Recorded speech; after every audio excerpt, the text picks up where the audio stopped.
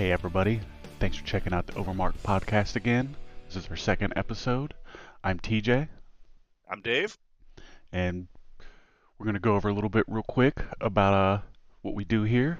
We're just, little wrestling podcast here starting up, and we're on our second episode. And our last week we talked about WCW for the most part. How was their anniversary episode, and that was kind of appropriate since it was, the anniversary of WCW's Nitro's last episode. It wasn't the actual last WCW episode. They did have a Thunder after that, but that's not really what we talked about since nobody really cared about what happened on Thunder, I feel like. But today's episode is kind of appropriate too because it's going to be about WrestleMania because I'm pretty sure WrestleMania is happening here in like a week. Um, Yeah, we're close, yeah. yeah, it's getting there. It's been kind of a weird build, good and bad, but we're going to go over all that here on this episode. Um, Basically, we got the last episode of WCW on YouTube and on Spotify if you want to check that out. And we're going to go ahead and tell you to follow us on YouTube. You're probably already listening to that. If you're on Spotify, check out our YouTube. It's in the link. If you're on YouTube, check out our Spotify. It's in the link as well. We got our Instagram, Twitter, all the stuff. Check out the link tree. You guys probably know how all that works by now. We appreciate you guys checking us out and listening to us. And beyond that, go ahead and go to what we're going to run down this week, Dave. Well, we're going to be talking about the little bit of what happened in wrestling on Raw and SmackDown, what we liked, what we didn't. There's the Hall of Fame ceremony that's coming up. That pretty interesting folks going into that, and then we're going to, address the matches that are on the card. You know, what we think's good, what we think's bad, what do we think's going to happen, things of that nature. Yeah, your typical stuff, nothing too Yeah. nuts, just our takes on it. But it's kind of funny because isn't this like the first time that they've had a Hall of Fame ceremony separate from an event that night, like a SmackDown? I'm not sure. I think usually weren't they kind of married like you were talking about? Like they would do like the Hall of Fame, essentially the dark match prior to SmackDown type Uh, of thing is what they were doing before, and I now mean, it's they were tied, and they realized like, oh man, and it's that night, just at a separate place in Vegas. And they're like, man, right. how can we monetize this better? Oh, okay. So now you got to pay two tickets. And I'm sure that they did a deal. I wish I would have looked beforehand, but I'm sure they did a deal where you bought and got a little bit of a deal if you bought both. Some kind of package deal. Yeah, that would be smart. Yeah, WWE, man, they're charging a lot and people are going. So who are we to say that it's right or wrong, you know? Well, yeah, they're coming to Tampa, um, very soon, and they're doing a Raw, a Saturday night main event, and a SmackDown here. And I was looking at those ticket prices; it was astronomical. It was like $80 for like your backs to the wall nosebleed section tickets, and then it was like between like 400 to thousands of dollars for the floor seats. So yeah, they're definitely making their money, which is great for them. They're coming to Charlotte here, I think, in a month and a half. It's going to be after Mania and everything, obviously. It might even be like a month, and it's the same deal. They got a seat that's obscured by a pillar, and I think it's like $90. So Wow. enjoy that. Charlotte costs a lot of money, man. I know Florida does too, but it's like I live probably like 50 minutes away from Charlotte, and stuff's expensive here. But man, you get in that city, and it's fucking something else. But I Well, mean, that's also Charlotte's a big wrestling town, so they probably know that they yeah, can hit them with a little bit higher prices. yeah. I mean, I think Rick still lives in Charlotte, right? I'm not 100% Uh, sure on I, that, I but I think he lives in Tampa now, actually. All these dudes moved down here to Tampa. It's kind of funny. yeah, it is. Well, Hogan will take credit for that too, right? Yeah. He started all the guys coming down to Tampa, brother. But let's go ahead and we're gonna talk about some of the guys that were put in the Hall of Fame here. We'll go down the list on everybody if you want. Um, you want to start, and I'll do the Yeah, next. sure. All right, cool. Well, the main event guy going in obviously is Triple H. Everybody, I think, at this point knows who Triple H is. Some of the younger fans may not be as familiar with his wrestling career, just because he hasn't been wrestling for a little bit of time. And then in the modern era, he was kind of more doing the content creation as opposed to the wrestling. So maybe you'd see him like once Well, or you twice a remember year. he was an authority figure for a while too. Right, right. Against like Daniel Bryan and things of that nature. It They even did a lasted a pretty little good bit job after with that, that. right? Yeah, Yeah, the the Authority. yeah, him and Stephanie. They where they had Johnny Ace at Kane, corporate Kane with That the sucked with Big Show. yeah, yeah, that was not Big Show, great. remember Big Show was like crying in the ring. They're like, "You," so he's like, "You're gonna be fired. You're in debt, man." Ugh, that was terrible. And But it's like sorry, how would Big Show be in debt? Yeah, I know we're getting sidetracked here, but how the hell would Big Show be in debt? He would have to be like the most irresponsible person with his money of all time. That dude's been making millions of dollars since like 1995. yeah, he's done all right for himself. Yeah. But yeah, I mean, to go over a little bit of how decorated Triple H is, he's 9-time WWE champion. He's the current uh, chief content officer of the WWE. So everything that you like that you're seeing or don't like that you're seeing, he has a direct hand in. For the people that don't know, he's essentially he mans the Vince position at Gorilla that Vince was at for so many years, basically the entire time, other than when he was a commentator. And I feel like he's doing a good job. Is everything perfect? No, but not everything is going to be perfect in wrestling. Not everything is for everybody. I don't know. Yeah, It's way better that's than it was. yeah. You go back to 2019 versus now, and we talked about this a little bit on the last episode, where obviously AEW made them had to compete and do better. Well, he was But going I to do think better regardless of if AEW was there or not. yeah, with Triple H having the book and there being competition, I think that really made WWE a lot better. His booking style is really safe, but then every once in a while he'll do some stuff to like keep you thinking, to where everything's unpredictable. He's definitely more unpredictable of a booker than Vince was. Like Yeah, the whole Rhea Ripley thing and her losing the belt this close in the Mania. Like they at least want to do something to keep you guessing, which none which of us I like expected that. now. The And the go ahead. well, no, that's just nobody expected Yeah. Io Sky to beat her for the title. That's just one of those things, No, it's close to Mania. it was a good mix up. Hopefully it's a good match and everything. Io's awesome. She's probably Oh like the yeah, best in ring chick that they have. I don't even think it's close. If she could speak English, man, she'd probably be like their biggest star. Or sorry, speak I it better. recently saw a bunch of matches of hers from the independent stuff because I was trying to do a little bit of research on her, and man, they got her out there wrestling dudes. Yeah, And normally I'm not a fan of mixed matches, but the matches that she was having with some of these guys, really good matches, and I was just kind of blown away at the quality of a match that was one on the indies, but just two that was happening in an intergender match. Normally they're kind of wonky, yeah, she's but great. she can go. Uh, but going back to Triple H a little bit, beyond like kind of what he's been doing, he was pretty much one of the guys in the Attitude Era. A lot of people were really into him. I was a fan of him back in the day too. He back then he was more of like he was like the top heel in the company, but he was like the guy that worked with the guy. He was never like the guy. And then Right. after Stone Cold and The Rock got out of there, he and obviously married the fucking boss's daughter. He had a little bit more say in what was going on, and he's a talented guy, so it's not to talk shit or anything. It's just kind of what happened. But he was able to kind of start getting a lot of championships, like you just said. What was it, 13 or 12? But Nine time WWE.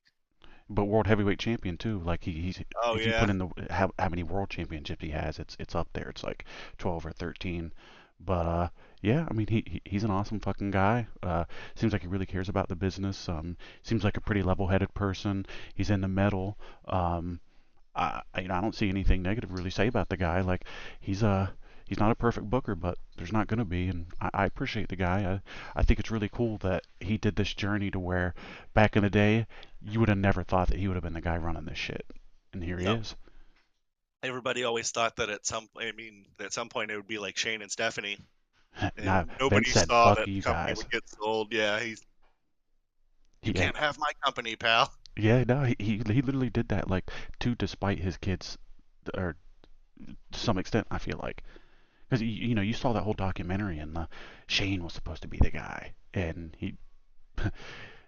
he's like, "You're gonna have to pry this company out of my cold, dead hands," is Yeah, what he said to him.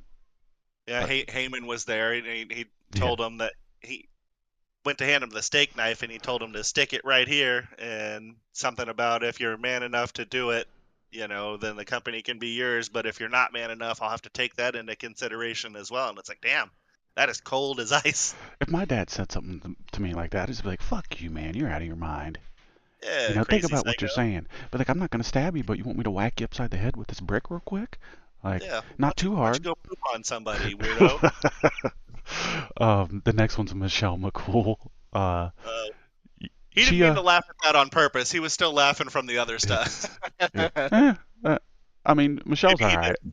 but she was kind of there in the early parts of the Divas division where they were actually letting the chicks do some stuff, but it was still kind of like not that serious. And before the whole women's revolution thing, the Undertaker's wife, she's gonna be in that season 2 of LFG.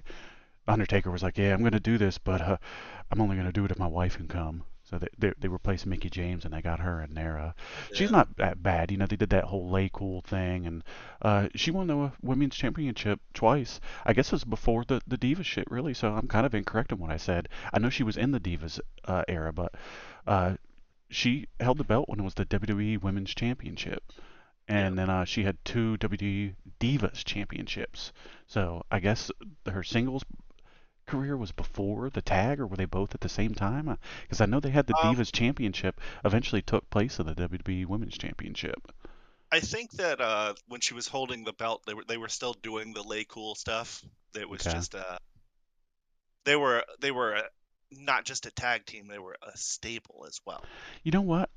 Um, I'm incorrect here on what I just said, and what I read described this wrong. So I apologize for that, guys.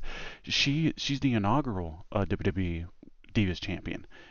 Oh And wow, yeah, and she's the two-time Divas champion. This thing just said it wrong that I'm reading here.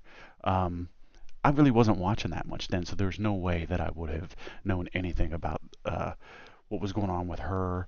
Um, obviously, I watched the show since, but nothing that she would have done would have really stuck out to me too much. Um, they were doing the Piggy James thing yeah, for a while. I remember that. I remember watching the promos and stuff like that, but I wouldn't really sit through these matches when I'm doing something that's not live.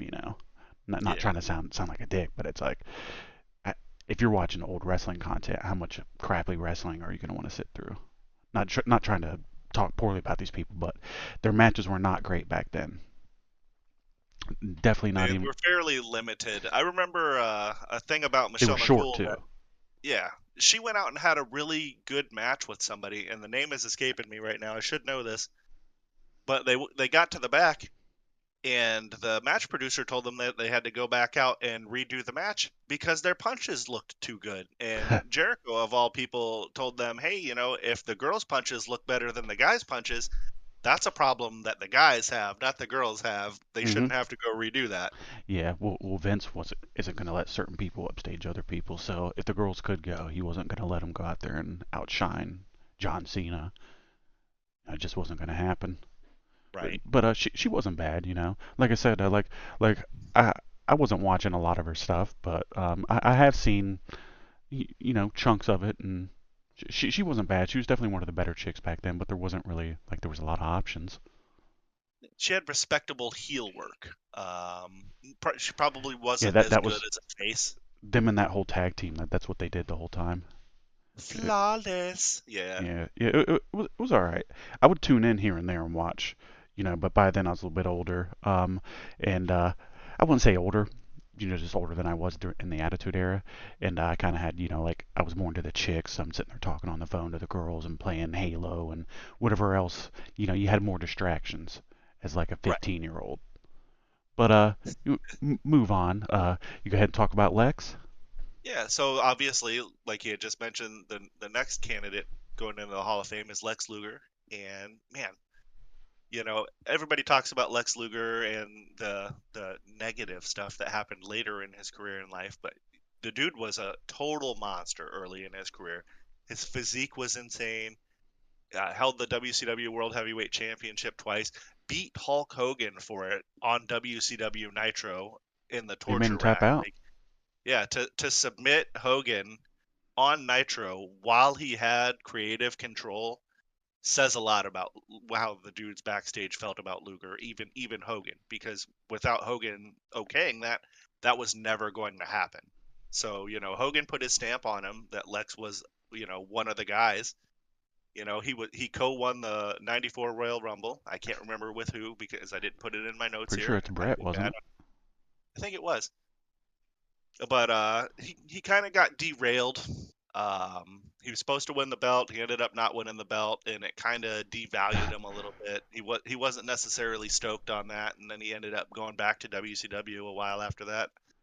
Well, going I back to remember, WCW was the right thing for him. yeah, I remember Bruce Pritchard talking about it, and he was saying, asking Luger about, did you sign that new contract yet? Did you sign your new contract? And Luger kept telling him that he was going to sign it, and after a certain point, you're not signing it. You're going somewhere else, and Yeah. they kind of knew that, but they were still all very surprised when he just showed up on Nitro. Well, wasn't he on both shows at the same time?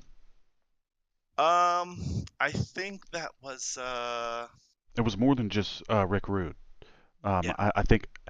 I think either that or maybe it was just he was under contract. But no, he definitely wasn't under contract.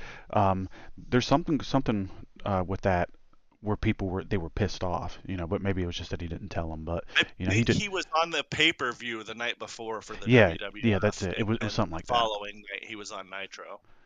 Yeah, but he just showed up and wearing that white shirt, and I remember watching it back then because I didn't really know too much. I was pretty young, and I, I never really watched the guy too much in WWF. I was watching just WCW at the time, and it it was some good shit. Like I remember seeing him, and they hyped it up, and I think it was at the end of the episode, and it just kind of cut away, right? And then you're like, oh, what's going on with this guy? And then you waited till the next week. But I mean, he was an NWO member at multiple points. He he teamed with Jim Hellwig back in the day here and there, right? Or no, I'm mixing him up with Sting there. Who he mainly tag team with? I mostly Sting, I believe. Okay, so I didn't mix that up. But yeah, I remember. I feel like him and Sting were pretty tight. Um, but Still are to this day. yeah, he got lost in that whole. Well, they want him to induct him into the WWE Hall of Fame, but Sting's under contract with Tony, and Yeah.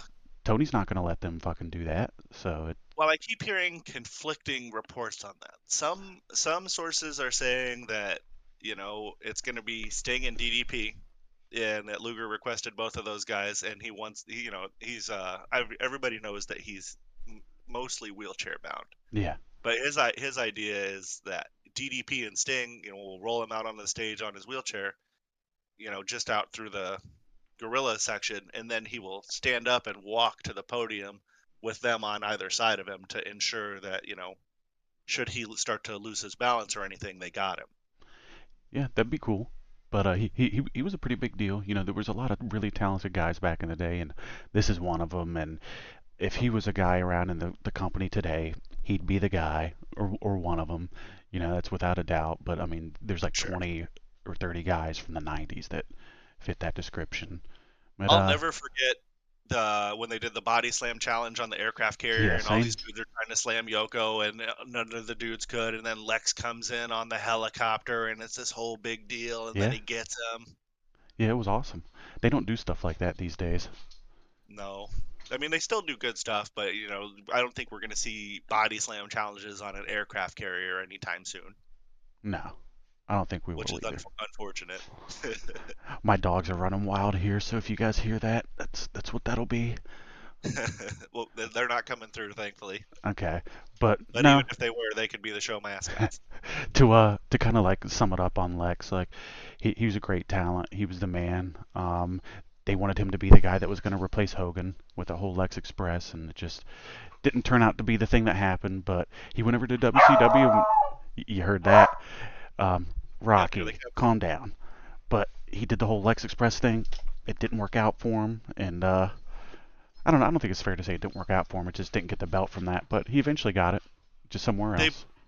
they kind of derailed that when different sources, like Pritchard has talked about that they kind of lost confidence in him during the Lex Express portion of that because he wasn't like always stoked to be constantly mobbed by people. know a person that would be, but I guess that is part of the gig. And if you're going to be the champion, you have to take the good with the bad. Yeah, but let's go ahead and move on. I think we covered him pretty good. Lex is the man. Yeah. I'm really glad that they're inducting him. He deserves it, and this will really give him uh, some stuff to look forward to and a bright spot in his life, because he needs one. He's not doing much these days, I don't think. But And he definitely turned his life around. But anyway, yeah, we go on to the next inductees, as they say. um, you go ahead and cover this one too if you don't mind. You know All right, way go more ahead. about these guys than I do. So, I'm a little bit older than TJ. It is what it is. The next people that are going in, natural disasters, earthquake and typhoon, better known as John Tenta and Fred Ottman, or, a lot of people know Fred Ottman as the Shockmaster. Everybody has seen the viral Shockmaster clip of him busting through the wall and falling and busting his ass That is and one of the turning coolest what was videos supposed to ever. be, yeah, it was supposed to be like a serious thing, and then it just ended up being hilarious. And if you go back and watch that video sometime, I know I'm sidetracking here a little bit, you can audibly hear British Bulldog in the background laughing his ass off, and he's like, he fell on his fucking arse. Yeah, well, Booker T's laughing and Sid's laughing Yeah. too. Um, and then like, wasn't it Bobby Heenan? Or no, I forget whose voice actually did the Shockmaster, but he had a Oh, Ole Anderson. yeah, and he had a stormtrooper helmet with glitter on it. But go back to what you Yeah. were talking about. But yeah, I mean, these guys were massive uh, Yeah, big pieces of guys. humanity, really big dudes, and they were a super dominant tag team in the early '90s. I mean, they wrestled feuds with guys like the Steiners and Legion of Doom. They had can can competitive matches with these guys that were convincing. You believed that these four tough guys were beating the tar out of each other. Especially at the time. Wrestling was still protected, and kayfabe was real. So you thought these guys were out there killing each other. And when Earthquake would hit you with I can't remember the name of his move, but basically kind of similar to the bonsai drop, and he had a splash. That would probably kill you if he didn't take care of you doing it. And unfortunately, Earthquake is going in a few years after he's passed. He's been gone from us for a while now.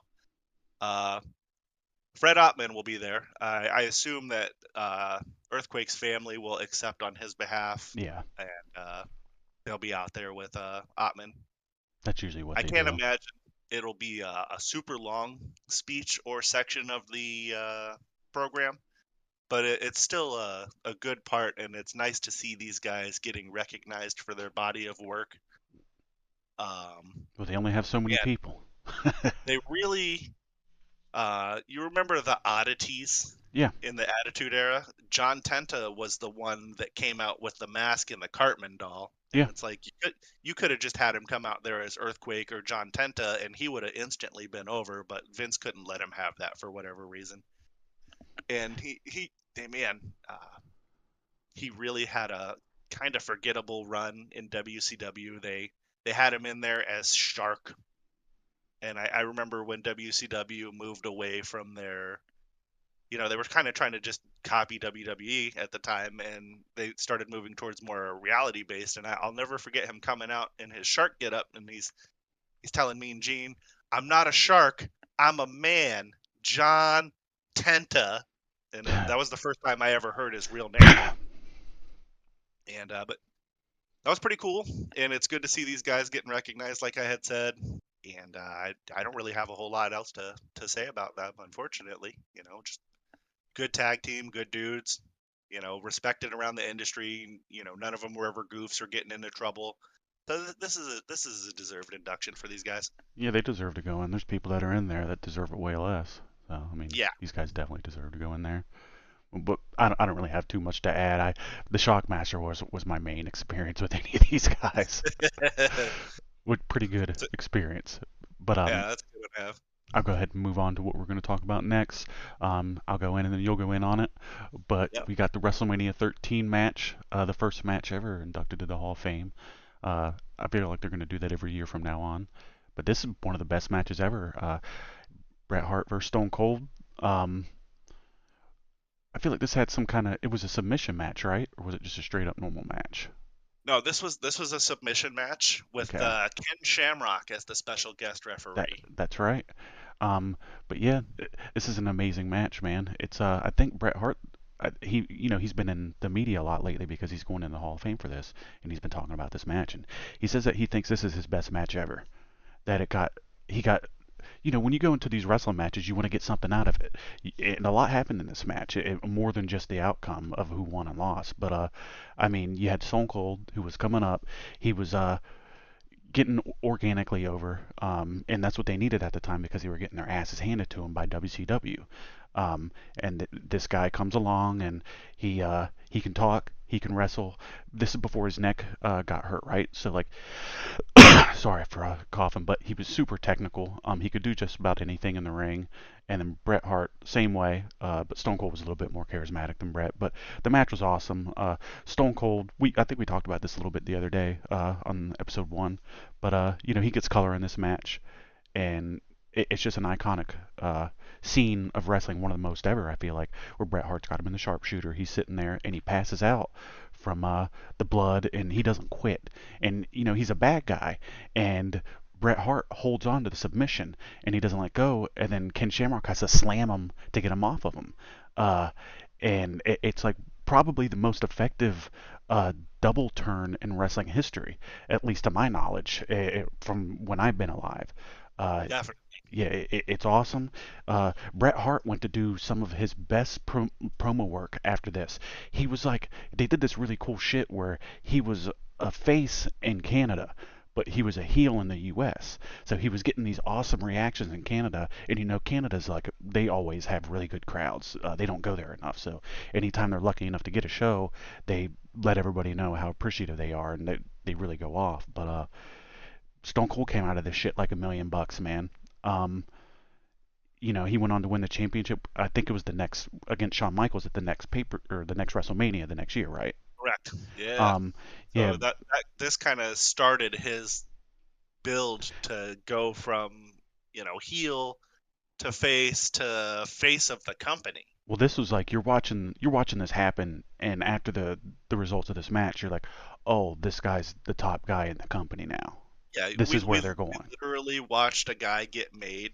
And circling back to the iconic blood coming from his head while he's locked in the sharpshooter, to this day, they still sell merchandise of that. Yeah, the What are we, Bloodstone. 30 years later?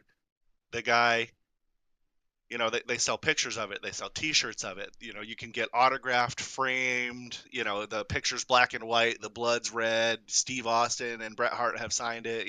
However much money, hundreds of dollars or whatever.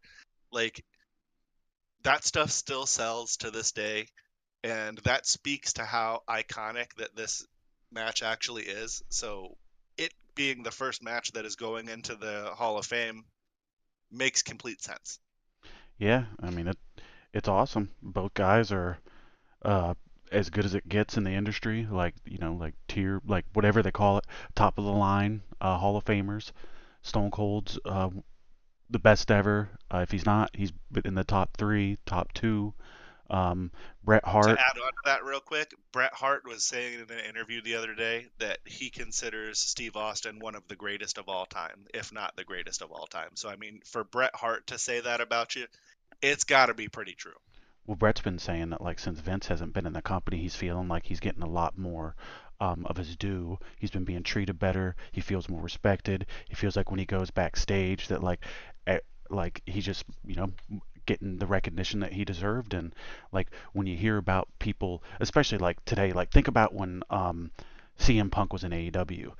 Like he was wearing Bret trunks. Um, the FTR guys were wearing Bret Yeah, trunks. the CMFTR, all the pink and black, yeah, it was Yeah, great. that wasn't for Owen. And they do have that Owen tournament over there. That was because of Brett. Yeah, Like that, and they're not the only guys over there, but I mean everybody wants to. It's just it felt real. Brett was a real guy. He took himself seriously, but now I think everybody looks back on this and they're like, huh, I wish a lot more people would do that. It, it's just not happening. I feel like somebody like CM Punk, um, really a lot of guys are kind of getting that vibe. Like Drew McIntyre, Punk, Priest, any of the top guys in WWE right now are kind of getting that vibe where they're trying to be very serious and present themselves and what they're doing and kind of like a sports-like presentation. And it's been working out for them. You know, way more than what they were doing with Vince, with people shaving backs and dick and fart jokes. Yeah, speaking, since we're talking about Bret Hart, I was actually thinking about this last night when I was watching SmackDown when they had Natty Neidhart out there wrestling in that tag team gauntlet match. Remember when it's probably like 2010 to 12, somewhere in that neighborhood, they had her out there, and this was either before or after they had her paired up with Great Khali, where they just had her like doing interviews, and then they would have her fart during the interview. Like she Yeah. may not be actually farting, but like they were making a fart noise, and it's just Hmm. like that's 100% a Vince thing. That's a weirdo thing, and I don't think that anybody, Well, they were was writing the really, show to make Vince laugh, yeah, which it didn't take nobody much. was really a fan of that. It kind of it took away from what she was doing because she, they talk about how she's the boat, the best of all time. She really is one of the best of all time women wrestlers. I mean, she's great. They're running their wrestling school, here in Tampa, and it's very successful. People are coming in and out of it all the time. People that are still current wrestlers go to it just to kind of keep themselves sharp and, just be active regularly, improving at their craft. And that says a lot about what her and Tyson Kidd are doing over at that school. Yeah, it sucks that he's never gonna wrestle again. Yeah. You don't really hear Well, about him too much these days. I think he's still a match producer, Yeah, he is. but He's yeah, doing all kinds of stuff. They're gonna have him in the system the rest of his life, which yeah, he he's a deserves it. great wrestling mind, especially growing up around the Hart family. Like, that was kind of how him and Natty got together. They had known each other, forever, even when they were kids. Yeah, just just made me think about him a little bit when he brought his name up because he was all Yeah. over TV there for a little bit. Not When they had anymore. the Hart Dynasty, when it was him and Natty and Davey Boy Smith Jr. That was a guy that I had high hopes for too, but it never ended up panning out in the WWE. He did Yeah, do some decent independent stuff, but anyway, we're getting way sidetracked here. Sorry about that, everybody. Kamala now. Uh, That's the next guy. yeah. You, you, So you know more about him than I do too. I'll uh, let you go. I just want to say the one thing I know about him, and then you can take over. So like he has like the rarest figure in WWE history. It's like his moon's replaced with something else that's like on his stomach. But beyond that, go yeah, that ahead. yellow moon. Yeah, Well, I got to be honest with you. He was one of those guys that I didn't pay a ton of attention to when I was younger. He was kind of scary, because he came out with that mask that he used to have, well, The Rock brings and him up all the time when something's scary. Remember? yeah, and he used to have, I can't remember who was his quote unquote handler, like, the guy that would be leading him out to the match because he was such a savage that he needed a guy to. Steve Lombardi, that's who it was. The Brooklyn Brawler. Everybody knows who the Yeah. Brooklyn Brawler is. He kind of, I don't know. I don't want to shit on him, but There's I not a don't lot know if much to this is say. necessarily a Hall of Fame guy. He definitely had a solid run, and he used to have a tag team with Sika, and everybody knows that that's There's Roman people that are less Reigns' dad. deserving, man. Everybody's getting a spot. Yeah, he was supposed to wrestle Hogan for the belt at some point, I remember, and the match ended up not happening. I think he left the company uh, under some less than great circumstances. I think he was pissed off about money or something.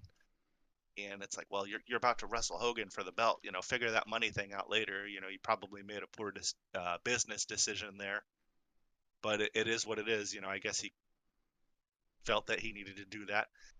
Um, he was a big, impressive gentleman.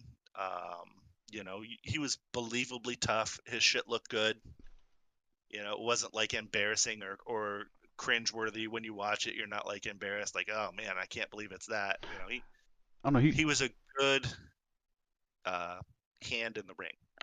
I don't know too much about the guy. He did have like some different names that he went by. Like he was like Kamala for like a small amount of time. I think like 5 years or something like that. And then he went by the name like Jim Harris. But before that, it was like Sugar Bear Harris, Bad News Harris, Ugly Bear Harris. Like he had all these weird names. He was wrestling like since like 80 or like 79 around there. Um, like I think a lot of people think that he's not from the U.S., but he is. Um, Yeah, he was Sugar Bear Harris back in the late 70s, early 80s.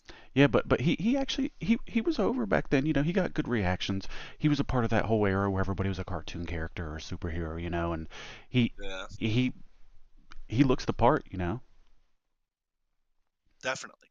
He did have a short run in WCW. I remember him being part of the Dungeon of Doom. It was actually Hogan's idea to bring him into the company of all people, and they just they didn't do a whole lot with him. I think he was there less than a year. He did come back at WrestleMania 17, and he was part of the gimmick battle royal.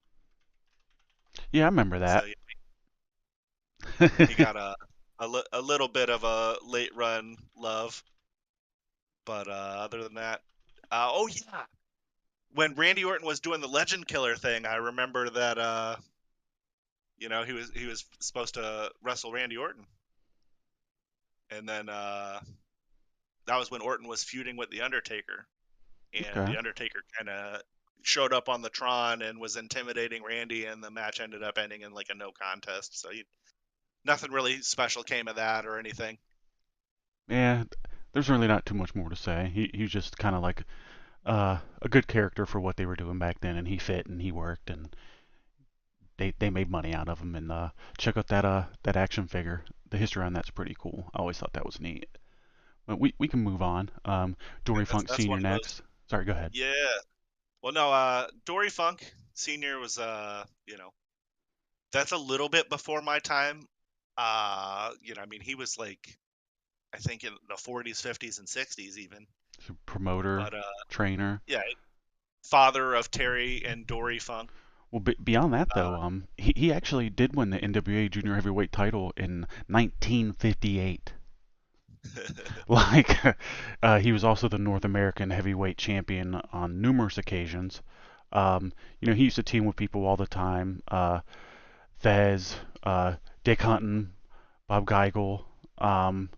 And they won all kinds of different belts back in the day. Like this guy had a lot of success. I'm gonna look up some of the championships he won, but I know that there's actually really he not a was in lot the on it. Navy for a while. That's one of the things that I know about him. And then after he was in the Navy, he became a wrestler. Yeah, it's funny. He was like a superintendent and a football coach at a boys' ranch in Amarillo, Texas, in an effort to help underprivileged children. And then his sons Dory, Jr. and Terry. Uh, you know, what can you say about those guys? Terry Funk, one of the greatest hardcore wrestlers of all time. Well, I mean, he's one of the greatest wrestlers of all time in general. It doesn't have to be just hardcore. Like he was fucking amazing. Came in as what is it, Chainsaw Charlie? Yeah, when he was teaming up with Cactus Jack and they were feuding with DX. That's who I saw when I was a kid. But that's not who we're talking about. But I mean, Dory Oh Funk, he was the man. He it, we personally don't really have too much to say about him because he was just way ahead of our time. yeah, no. But He he deserves to go in. I tell you that. his sons, uh, Dory Funk Jr. did end up running a wrestling school down here in Ocala, Florida, which is probably about 45 minutes away from where I'm at right now. And man, the Funkin' Dojo was a legendary thing down here for anybody that was into wrestling at the time. Because if you wanted to be able to learn how to wrestle, there weren't a ton of options. You had that and the Tampa-based thing, which the name is escaping me right now, but that's like where Hogan trained and all the other dudes. Florida Championship Wrestling. I don't know why I couldn't think of that. I used to go to it, but you know how you can't remember everything all the time. I can't remember anything most of the time. Yeah, but I mean, Dory Funk Sr. passed away in 1973. So I mean, I was born in 1982. So 9 years before I was born. So I didn't get to catch a whole lot of them. That was one of those ones that you learn about later in life as you know wrestling is talking about, hey, this guy was this guy, or they talk about different historical things that happened throughout the history of wrestling. That was kind of how I was introduced to him. Yeah. But yeah, he was a man. I Yeah, great wrestling family. Well deserved induction. I don't really have too much, like I said, to really talk about with the guy. I know who he is, and I've seen plenty of video on him and everything, but he just wasn't wrestling in my time. But it's funny that the Yeah, next guy we're about to talk about kind of came from a little bit after that. But Ivan Koloff, he was wrestling in like the 2000s still, like up to 2013. He would show up at promotions here and there. But yeah, and he literally started in the '60s. So yeah, I mean, this dude wrestled for a really long time. His big claim to fame was he was the guy that beat Bruno for the belt after Bruno had the belt for I think 7 or 8 years. well, He was a big, impressive specimen. I mean, this guy was massive. yeah. I mean, he did all kinds of stuff before that too. He was the NWA World Tag Team Champions. They won all kinds of like regional championships. Obviously the biggest thing he did was win the WWE Championship. But I mean, he he Yeah, he was a pretty big deal. Like, he they did kind of use him as a transitional champion a bit, which was unfortunate yeah. to because he won the belt and he had it for like less than a month and then he lost it to Pedro Morales. He was like 300 Um, pounds, man. He was huge. yeah, He giant. it's funny, like this is how far he goes back, but he wrestled for the WWF World Heavyweight Championship in multiple matches against Samotino Morales, Superstar Billy Graham, Bob Backlund. So like he was around back then. He's a pretty good fucking heel, man. Um, he would wrestle with Stan Stasiak here and there. It's just before our time a little bit, but he was definitely the Yeah. man and definitely deserves to go in. And Super successful in the NWA, yeah, winning tag titles, singles titles. Um, well, he was in ECW too. He was yeah, on the very he went to. first card, Yeah, that's 1992. true. I had honestly forgotten about that, Yeah. which is crazy. Didn't he wrestle like Sandman or Well, hold up. So in '93, something he like began that? teaming with his storyline nephew, Vladimir Koloff, and they won their debut match. Uh, he defeated the Sandman on July 6, '93, an episode of ECW Hardcore TV, and a number one contenders match for the ECW Heavyweight Championship. But I guess he never won that because this isn't on the list of stuff that he won. But he was literally wrestling. He like left as ECW was his last event for a while, and then he came back in 2004 and then wrestled up sporadically up into 2013. Um, I don't know. That's really about it. He's one of the legendary figures from back in that time, and you know he's it's crazy actually hasn't been in before this. There must have been something where Vince didn't like him or something, and now the new people running it want to get him in there.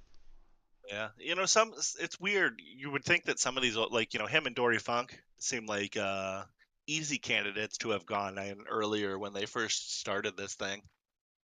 But like Macho, just like Macho Man, you would have thought he would have went in fairly early too, but it took him till like Well, 2013 to get in. you know why that happened though. Yeah, I don't know if we should talk about that here because that's hearsay, but Nah, yeah, I don't want to. I don't really want to talk about that. But everybody Vince has doesn't like heard him. the rumors. Pretty Yeah, much put it that way. And that's one of the only guys Vince really wasn't willing to reconcile with, and he had to go in after he passed, unfortunately. But that we'll talk about that another time. We'll see if that's something that would be worth it. But that's pretty much everybody that's going in. It's not a bad year. I wonder. people circling back to that real quick. That's gonna make people mad. I got some comments from our last show about oh, you guys will go off and start talking about things, and then you'll stop talking about it and say, oh well, maybe we'll talk about that some other time. In this particular instance, that's a thing that we don't want to get sued by anybody or draw any kind of negative attention. So we'll just that's a story that maybe we'll talk about someday, maybe not. I don't know. It's a lot of places don't really touch that because it's a sensitive issue. Yeah. Well. we didn't really touch it, so they'll have to look it up on their own. But Right. that, You can just Google that. yeah, but we'll move on to the WrestleMania 41 card. That's really what we want to talk about here. It's still a week to what's happening, so we have two shows, but you might not hear for us before then. We'll try if maybe work something out. But the card's pretty much set. They might have a couple more that they're going to add in, but for the most part, I think it's set. We're going to have to figure out what's going on with Randy Orton for the most part. I think that's the biggest what if. But I'm going to start off.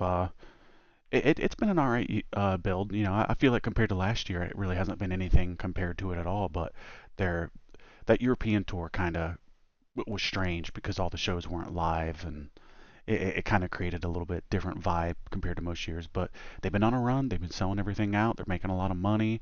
Everybody seems really into what they're doing, and I've been enjoying it. But there's definitely been episodes that have been better than others. The I'll give them that. overseas crowds definitely helped make the episodes better. Those people Yeah. were so hyped. I think it was Italy or something that they were at, that they were saying they hadn't been to in 18 years. So like an entire, you being born to becoming an adult, like you could hmm have not seen WWE in your entire life. But we'll jump right into kind of what we highlighted there. Randy Orton, Uh, he was supposed to go against Kevin Owens, and Kevin Owens might be out for a couple years. I think he just got neck surgery. Um, Well, I read conflicting reports about that. They were saying that he got the surgery, and then last night I was reading some stuff saying that those reports were unfounded and that he hadn't actually had the surgery yet, and he's exploring his options. But either way, Kevin Owens is awesome, and we want to wish him a speedy recovery, regardless of if he chooses to go surgery or do physical therapy or whatever else. Nobody wants to see any of these dudes getting hurt for real, well, he's and at the that's tail always, end too, so yeah. it How kind of many sucks more for him. WrestleManias is he going to get? Yeah, he's been doing this for 25 years. He was just saying the other day, I was listening to, and that's a long time to do anything. Yeah, especially wrestling. Yeah, but also he started when he was 14. So when you say that he's been doing it for 25 years, he's not like 50, like you would think that Yeah. dudes that have been doing it for 25 years would be. But on SmackDown yesterday, Randy Orton came out and what is it? Nick Aldis is like he was telling him that Yeah. like why don't you wrestle me? Which there were rumors that was going to happen. I don't think that's what's going to happen, but they kind of planted a seed. And then they had Solo and Tama Tonga come out, and Randy kind of ran him down a little bit, But maybe he'll go with Solo. It's hard to tell. But anything Randy does is usually pretty good, and it sucks that this match against Kevin kind of got canceled because both guys are good, and they would have had a good match together. And this all around stinks because Randy's focused and locked in right now more than I've probably ever seen him, and he's Yeah. better And looking than he's ever been, and he's like I mean more in shape, and his promos are better than they ever been, and he's like one of the best guys ever, and it's a well, and he shame. doesn't have to play second fiddle to Cena now like he had to do most of his career. So it's like as bright as he would shine, you would always have Cena there kind of, I don't want to say stealing the shine, but for lack of a better term, that's what we're going to go with here. I don't know, he's a better wrestler than Cena in almost every way, in my opinion. Without question, JBL is quoted as saying, if you could build the prototypical best wrestler, you would design him after Randy Orton. And it's like, yeah, I believe that. JR said the same thing. But JR says a lot of crazy shit these days. Yeah, I mean, yeah,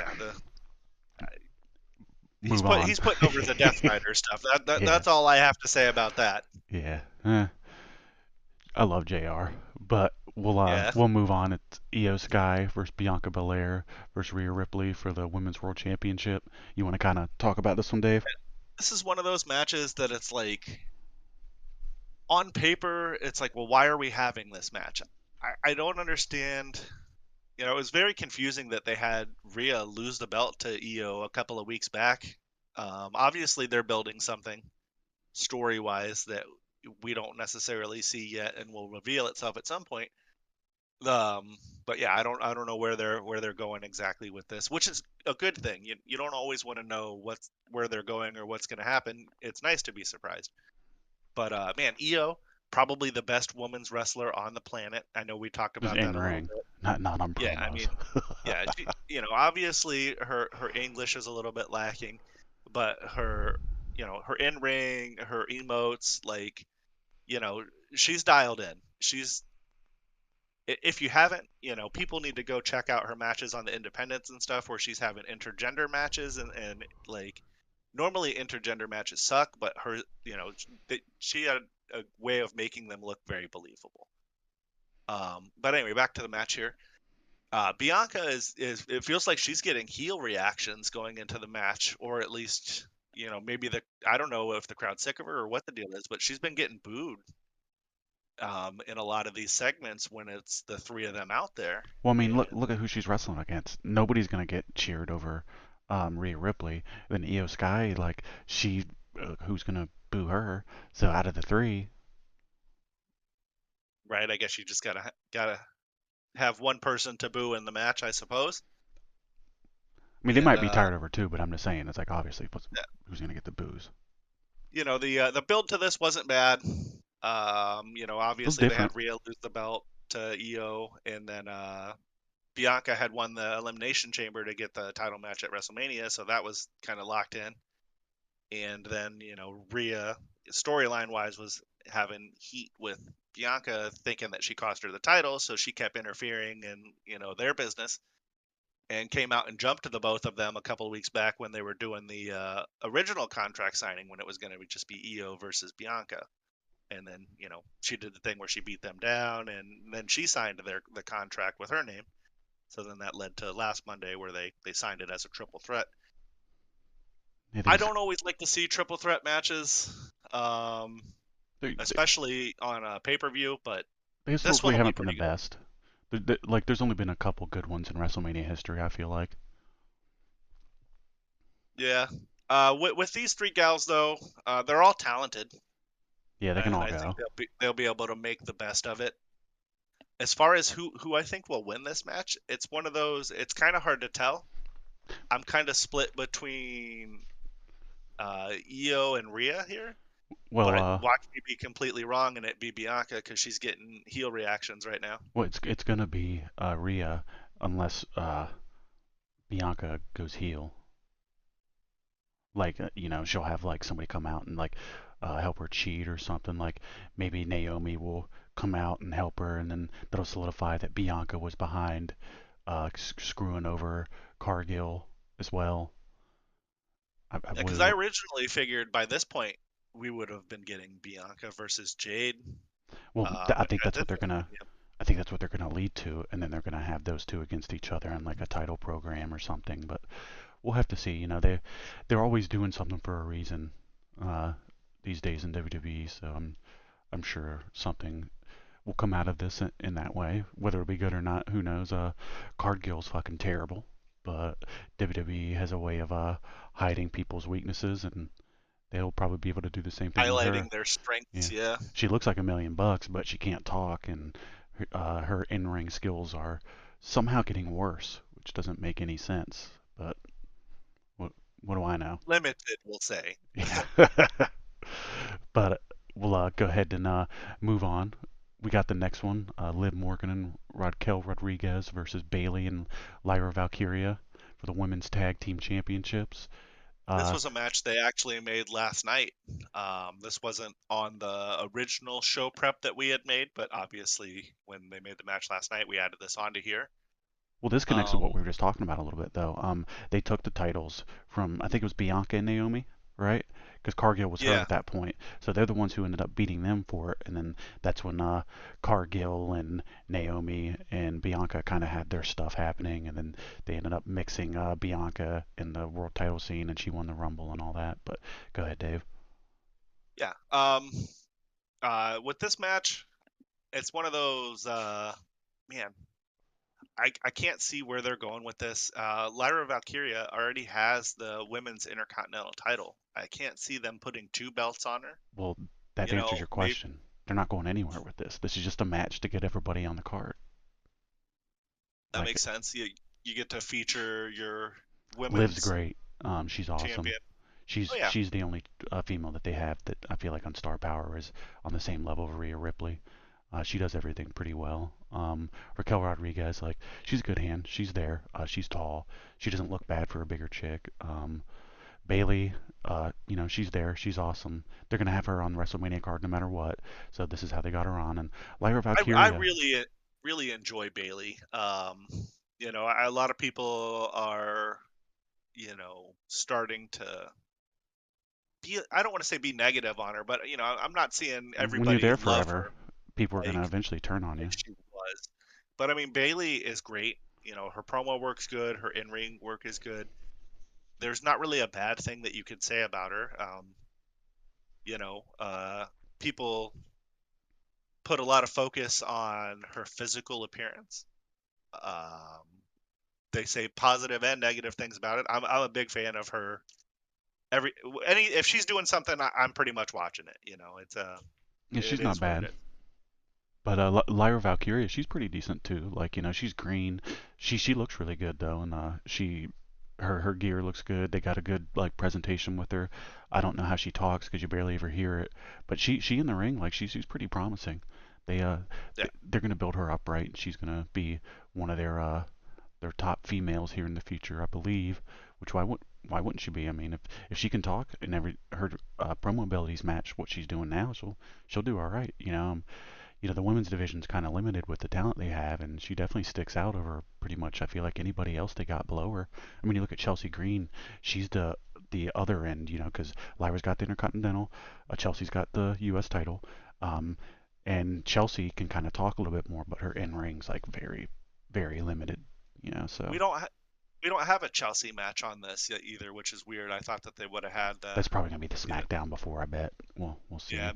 maybe they'll get her on the pre-show They or remember something. they had her lose to Zelina Vega in a count out, I think, last Yeah, night. yeah. So they're probably gonna have them too on next week's SmackDown or something, or maybe a pre-show. I'm not sure, but they'll feature that in some way. But there's not really much to talk about more with the tag team match. I feel like it should be good, and I wouldn't say that I'm looking forward to it, but I'm uh I'm not. It's not something that we would fast forward through if you Yeah. were doing not catching it live. You'd actually take the time Yeah, to yeah. watch the match. I'll watch it. I'm expecting it to be pretty decent. But we got Gunther versus Jey Uso for the World Heavyweight Championship. The Should be a build to good this has match. been great, Yeah, it's great. been awesome. Gunther's the man. Uh, Yep. This week they had him out there, and Jey Uso's coming out, and he's being serious. He's not doing any of the yeet stuff. He's telling Gunther that he used to be afraid of him, but he's not anymore. And then the week before, they had Jimmy and Gunther have a match, and he was kind of after the match, he was choking Jimmy out, and Jay made Yeah, the save, and it ended up turning into this whole deal where Jay got zip tied to the ring. Gunther beat down Jimmy. They got color. It looked believable. Um, it added personal stakes to the match, which always can help further intensity in what's going on. I Their enjoy it. promo work. Gunther is one of those guys. He's really improved. Um, Yeah, he looks way better what than he used to. He can talk good. Everything about him is just a solid presentation. I mean, I think he's had what a was the belt name 90% of the that time they? he's been in WWE. Yeah, what was the name that they had him as before? I can't remember. Oh man, I don't know. People didn't like it. I know that. Yeah, but then it ended up changing to Gunther, and things have worked out for him. Walter Oh or yeah, Balter, there it was. Yeah, I think is what and, they were calling him. and I mean either name would have worked for him, but I think Gunther just fits a little better. I don't know Yeah. why. But Jey Uso's like the most over guy on the show. People really criticizing him. Like this happens every time. He's gotten super over organically. He's like selling the most merch. I think he gets the biggest reaction in every show that he's in. His matches aren't the best, but they're serviceable. They work. They're good enough. He gets everybody into it, and that's really all you got to do to have a decent enough match.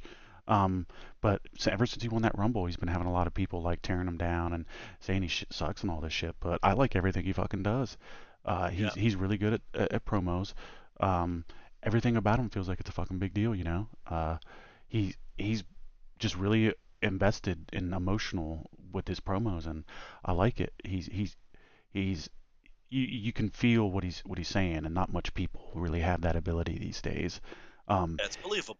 I would have never believed back in the day that him and his brother and that shitty little tag team that they had going on would have came to doing what they're doing right now, you know. And I don't mean that as a diss to them. I just like they were winning the tag team titles a lot, but their character was the same thing, and they weren't doing much for a while. And like, man, Jay's pretty good now, and they're definitely gonna have him win the belt. Like, without a question, he's winning. Yeet. Yeah, Yeah, they're not I gonna do have think that him he will. get Jimmy beat up that bad on the show and then have him lose, you know?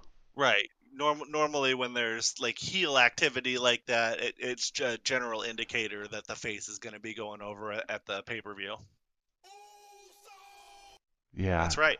I think that he's going to, and he deserves it. He's the guy that came out ahead on the whole bloodline thing. He's the star that they made, and Jimmy's just like some guy wrapped in spandex that looks like crap compared to his brother. It sucks that I like Big Jim. Obviously, he's not on the same level as Jay I'm in not terms saying I of don't like fan. him either. I'm just saying you look at him, everything about him just not as presented as well. Yeah, he could But probably get in a little bit better shape too. It just is yeah, what it is. I think so too. But then we'll go ahead and move on. We got Tiffany Stratton versus Charlotte Flair for the WWE Women's Championship. Well, there's Um, been some controversy in this build, hasn't there? yeah, I mean that's Charlotte in general. Like ever since she came back and won the Rumble, everybody's been like, "Geez, this shit again." You know, I think she's up to 13 championships. I'm not sure, and she's great in the ring. You know, I like Charlotte. She, you know, I don't want to say anything bad about her, but I really wish she wouldn't have got plastic surgery. She's got a lot of plastic. Sorry, she's got a lot of personal stuff going on in her life right now, and that's what happened in that promo the other day. That Go ahead and talk about it that you just brought up. Yeah.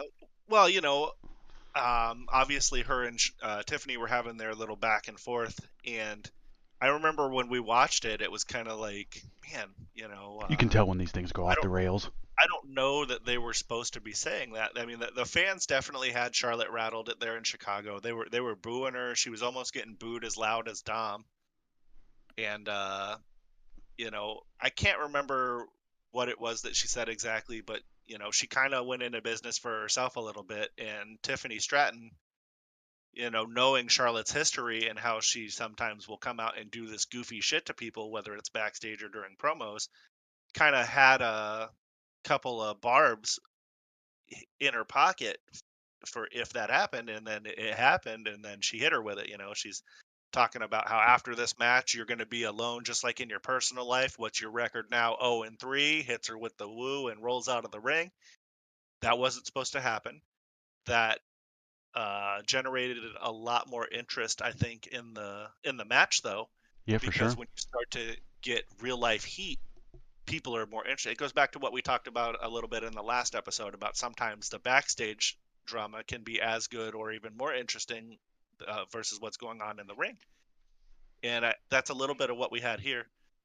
And then last night she had a match. Who did Tiffany Stratton have that match with again? Here, it's escaping me.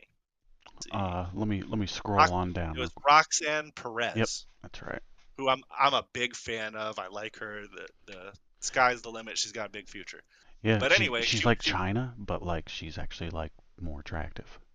yeah, and she's like a small child because she's like I think like 5'5". She's not very Yeah, but tall. she towers over all these chicks these days. Yeah. Oh, you mean Tiffany? No, I'm talking about Raquel Rodriguez because you said you like her a lot just now. If No, that's no, what, no. Roxanne Perez. If I said Raquel Rodriguez, I'm sorry. That's not who I maybe meant. I messed it up. I don't know, but go ahead. Either way. But yeah, Charlotte ended up coming out and attacking Tiffany after that match, and then I was seeing online that they filmed some kind of segment of Charlotte beating Tiffany down in the parking lot, Yeah, that but we happened didn't before the see that show. on Fans SmackDown saw it. last night. So I don't know when they intend on using that footage, or if it's just going to I be. don't think they are. I think it was like supposed to be like a social media type deal where like fans saw it and then like said it was happening. I think they're trying Yeah, to like, like make this shit real. blur the Which, lines, yeah, so to which speak. Yeah, that's when wrestling's at its best. It always has been. That was I the really whole want. Monday Night Wars. Yeah, I really want Tiffany to go over in this match. I'm a big fan of what they're doing, what their build is, and everything. But Charlotte's probably gonna win. They're trying Yeah, to have her break her dad's record. It just is what it is. yeah. I don't think that her winning does much for her or for the title, but Now you want to build these we'll new see. chicks, so hopefully if she does win, Tiffany wins it back from her, or she ends up putting over, which Charlotte isn't opposed to putting girls over. She's put over Rhea Ripley and like other females, so but she's gonna make sure she gets her wins in there too. Yeah, she's the epitome of making sure that you get your shit in. Yeah. I mean, she's a good talent. It's like there was a time where she was the best in-ring female talent that they had or had ever had. I feel like, but Without question. those days have kind of moved on, and uh, I don't know. If she does win, it's not like she doesn't deserve it. It's just there's other women that probably deserve it just as much, or if not more, considering that they haven't been gone for like a year and stuff like that. But Yeah. I'm It's like, sure. here, you're gone. Here's the title. Yeah, I'm sure this will be a good match, and I'm expecting it to be. And it would be something else if Tiffany won. That would uh, really be a big deal for her. But we'll go, That would solidify her as a main yeah, event top. person in the women's division for sure. We'll go ahead and move on. Yeah. Logan Paul, AJ Styles. This will be a great match. There's no question about it. This hasn't been anything too crazy build wise. It's just been them then coming out talking shit a little bit. Um, you got the pulverizer on AJ one time, but AJ Styles is the man. Uh, you know, he's definitely one of the better guys out there still that are his age. He looks If awesome, best shape of his if life. anybody has a question as to how good AJ is or isn't, remember that the Undertaker chose him to have his final match with. That's all you need to know right there. Yeah, he's Like he's the man. I enjoy anything it, that he's a part of. He's one of those guys that feel realistic when he talks. It's genuine. Logan Paul, he's everybody hates him, but he's really good in the ring. He can talk. He's kind of like Kurt Angle. He picked this shit up really fast. Nobody yeah, else gets into this stuff and has limited exposure to it as he has and does as good as he will. He's going to be a future WWE champion. Um, he's definitely a natural, yeah, which I know bothers a lot of people. I wasn't crazy about he's him. a I'm smart still guy. not He's crazy about athletic. him, He's but he's undeniable. Everybody hates on those two brothers, but they're obviously smart as fuck. They're both Yeah. great athletes. I don't really have anything bad to say about them. Why would I hate on somebody that's successful and does good for I, themselves? And I think he has good heat. I don't think that his heat is like X-Pac go away no, heat like we talk about with some of these guys. And maybe with some there's some fans of it it is, in there a little bit, but but I think he's a good heel. yeah, I think he is too. And I'm looking forward to the match, and it should be awesome. And I don't know if you have anything to add to it, but it's I gonna mean, be a good one. that's really it. We can go ahead and move on to the next one. I mean, there's not unfortunately with that match the build has just it's been good and interesting. There just hasn't been a super lot of activity. They're out there. They do a couple of promos, like you said. He got a pulverizer hit on him, and that was kind of it. And then the next match that we got here on the card is LA Knight and Jacob Fatu for the United States Championship. This And one will be good. yeah, both of these guys can work. Jacob Fatu is the most over guy from the fake bloodline. Another Uh, future WWE champion, for sure. Definitely. I There's no mean way that it won't happen. everything that the guy does is believable. Like they present him like he's this psycho, out of control, tough guy, and when he's out there doing his thing, it's believable. Him L.A. versus Knight, go ahead. Sorry, I didn't mean to do that. Him versus Braun Breaker is going to be the biggest feud in the company here in like 3 years. They got to keep those guys separate for Yeah, now, just so that they can build both of them. That when they get to that point, everybody's gonna lose their minds. yeah, That's that's the that's match. that's like one of these guys is the world champion and they're wrestling each other for the belt type of match. I see them having. I don't want to say like Sean and Brett type of thing, but that's a if they both stay in the company for an extended period of time, that's a feud that they'll always be able to go back to Yeah, once they've started it up, and people will be interested. I'm LA in. I'm Knight, interested in it now. But go Yeah, ahead. LA Knight is super over. Has been for a couple of years now. He kind of, it felt like he got derailed a little bit there when he was first starting to really get over, because that was about the time that Punk and other dudes, came back and the stuff started to get a lot more interested. And it almost felt like he got lost in the shuffle for a short Well, time there. well, you remember it wasn't just then. It was like they had Nakamura beat him, and then Nakamura did nothing with the belt, and then lost it again to him. Like Yeah. it was strange. Like Nakamura's leaving, by the way. But beyond that, LA Knight's the fucking man. Like I wish he would have got over to WWE a little bit earlier because everything he does gets good reactions, and Oh yeah. he's And solid in the ring. Like a lot of people like to hit him with the Rock and Stone Cold rip-off comparisons, and cool. it's like there are similarities, but he's his own guy. It If I just want to, is what. if you were gonna go into fucking wrestling and rip anybody off, who would it be? Two of the greatest of all time. I mean, you'd be stupid not to. It's just like the earlier wrestlers. Everybody's Everybody used ripping to each rip other off off. Flair and Dusty, and it's like, you know, it's a generational thing. Like, these are the greats that these guys watched growing up, so those are the guys that they're going to pull influences But from. it that happens over and over again. All those guys ripped off Yeah, superstar Billy Graham. So it's yeah, exactly. it's everybody. You look in the history of humankind. Like look at like Microsoft for example. They fucking ripped off how many people to get where they're at today in the like with the beginning of like computers and stuff. Like they Yeah, ripped off everybody, and like Mac did it too. Throughout human history, success is like who took somebody's idea and made it better, or just completely ripped somebody off. But that's not right. really what we're talking about. But yeah, I'm really looking forward to this fucking match. It should be good. Jacob Fatu's gonna win. I believe so too. It's probably time for him to have a belt. Even though he's been presented as a heel this whole time, he has organically gotten over with the fans to the point now when he comes out, he's getting cheered, and the other members of his group are not. Well, they've been having this like um teasing like a dissension between him and Solo, so they're probably gonna that's the direction they're gonna go once he wins the title. It's gonna be him versus Solo for the belt for a little bit, I believe. Man, and they really killed Solo after he lost to Not that I'm a super huge fan of him, I but mean, look it's at like, him, man. they were building him up like he was this monster tough guy, and then as soon as he lost to Roman, it's kind of like, lost in the shuffle type of deal. It just is what it is. Well, I don't think there was ever going to be a world where he was going to be super successful after that whole deal because who was he going to go against that was going to keep that momentum for him? I mean, he's just Tonga. Who the fuck is that? And he doesn't look very good, and he doesn't talk. His talking isn't bad, but it's not like that great. He can be entertaining. I'll give him that. But of the dudes in that group, he might be one of the worst. Yeah, yeah, Which but doesn't mean that he's yeah, bad. He's just not the best guy in the group. That's all. but we'll go ahead and move on. Not too And much then more to say about that one. yeah, we're getting there. I know that this is probably There's a getting a lot of little long matches. for folks. We got a few more matches to go over. It is what it is.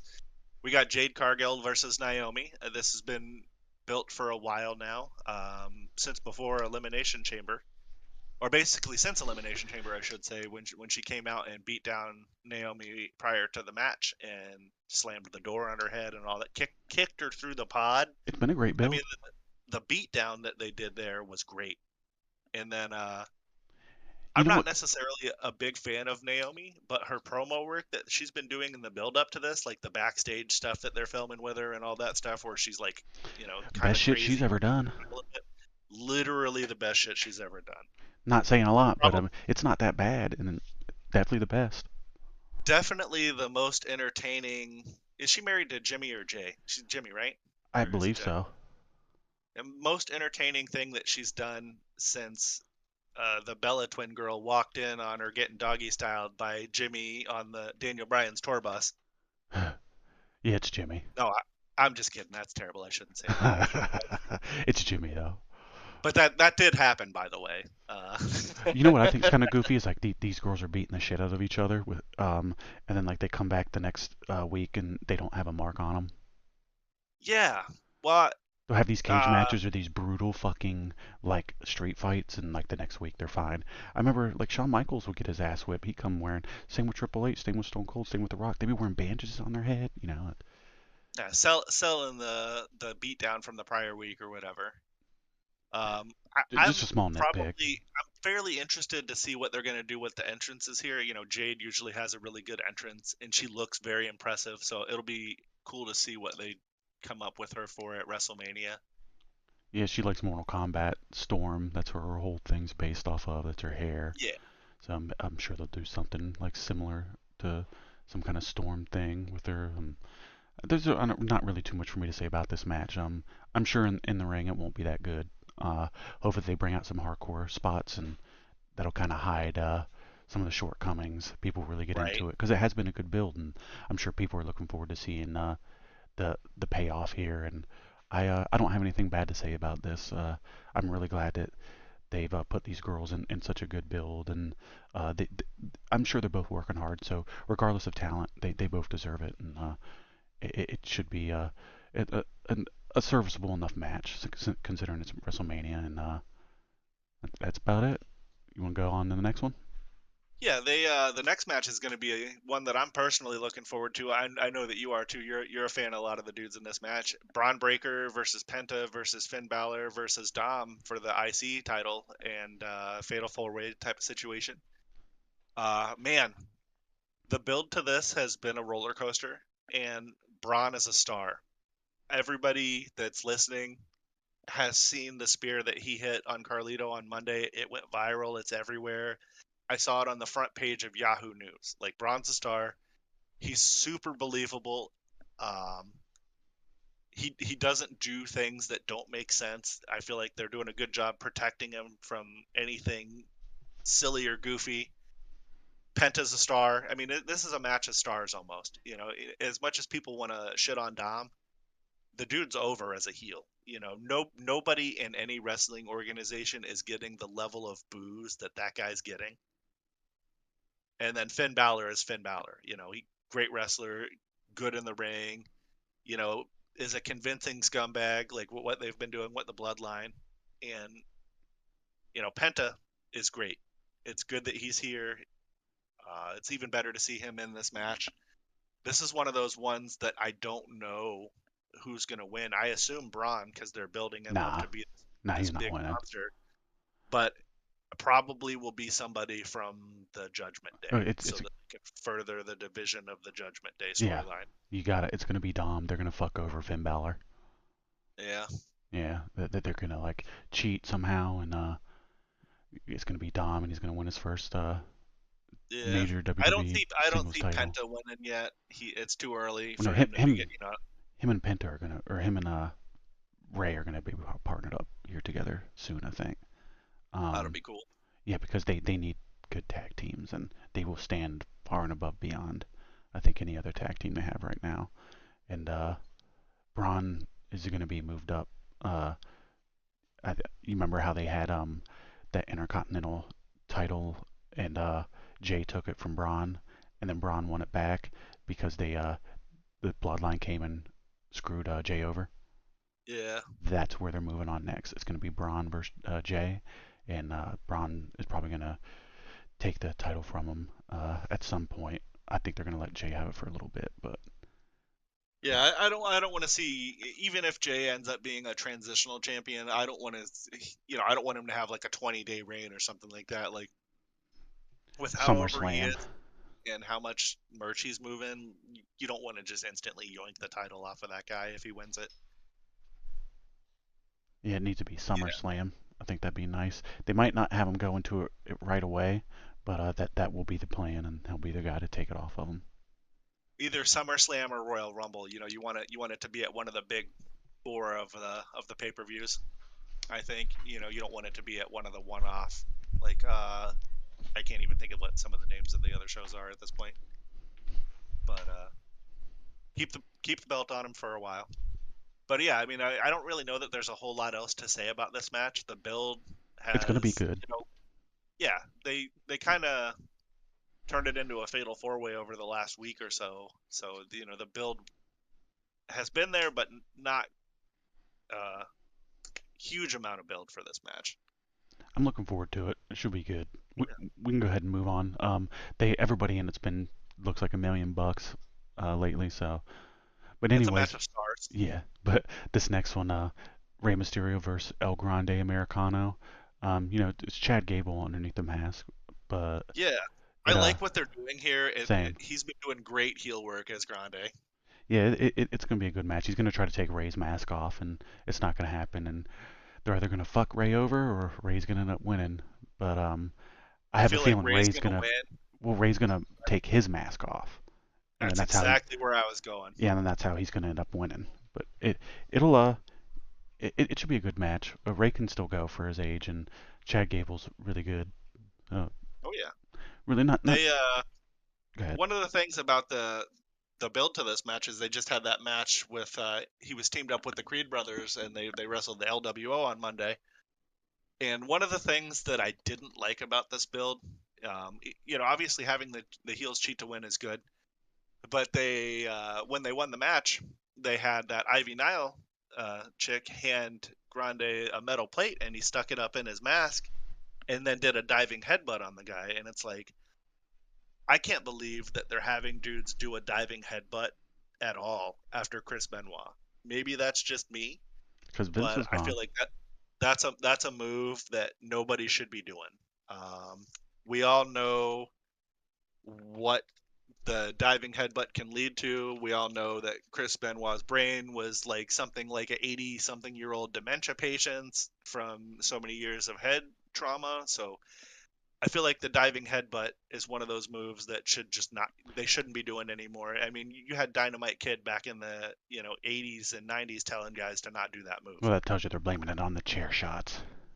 Yeah, But not too but much more to say about this match, though. It'll be good. It's a little small feud that they've had going on, and I feel like Chad Gable should probably win, but they might have him get demasked by Ray, and that'll fuck him yeah. over. One But more thing about Chad Gable before we move on.